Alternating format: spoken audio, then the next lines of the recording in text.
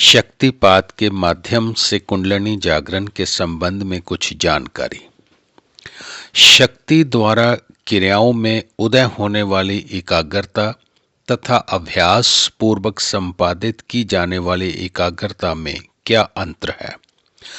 जागृत शक्ति द्वारा क्रियाओं में उदय होने वाली एकाग्रता शक्ति की अंतर्वृत्ति की यात्रा के अंतर्गत है, जबकि अभ्यासगत एकाग्रता बाह्यवृत्ति में घटित होती है।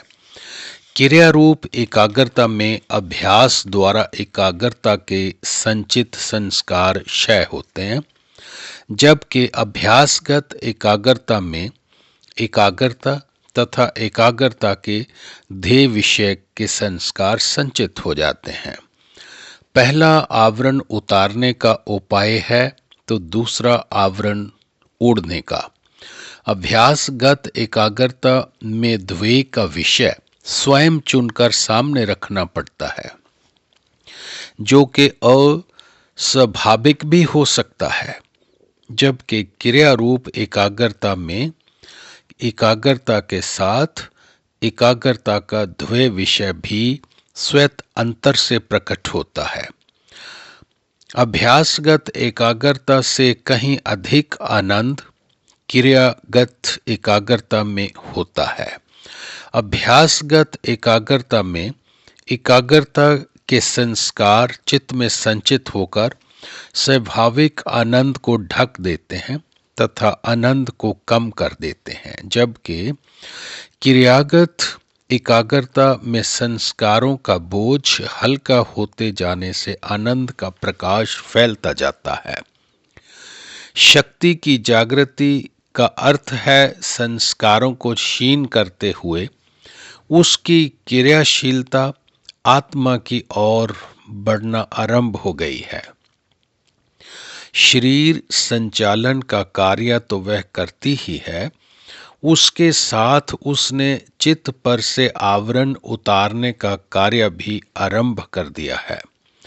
जिस प्रकार ये कहा जाता है कि समाधि की अवस्था में शक्ति आत्मा में विलीन हो जाती है, किंतु फिर भी वह शरीर का संचालन करती रहती है, उसी प्रकार यह भी एक औपचारिक कथन है कि शक्ति अंतर्वृत्ति में प्रवेश कर जाती है।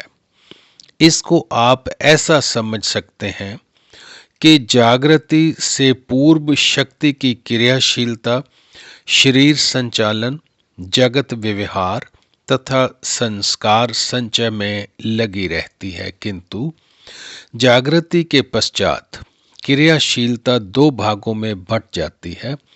एक भाग पूर्ववत शरीर संचालन आदि में लगा रहता है, किंतु दूसरा भाग अंतर्वृत्ति में यात्रा करता हुआ आत्मा की ओर बढ़ने लगता है।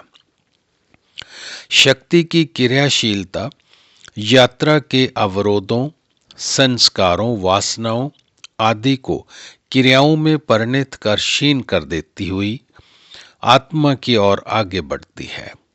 यदि कभी साधक साधन काल में वासनाओं, विकारों से ग्रसित होकर जगत प्रपंच में लुढ़क जाता है, तो क्रियाशीलता का प्रथम भाग बाह्यवृत्ति में सक्रिय हो रहता है, किंतु अंतर्वृत्ति वाले भाग की क्रियाशीलता ठहर जाती है।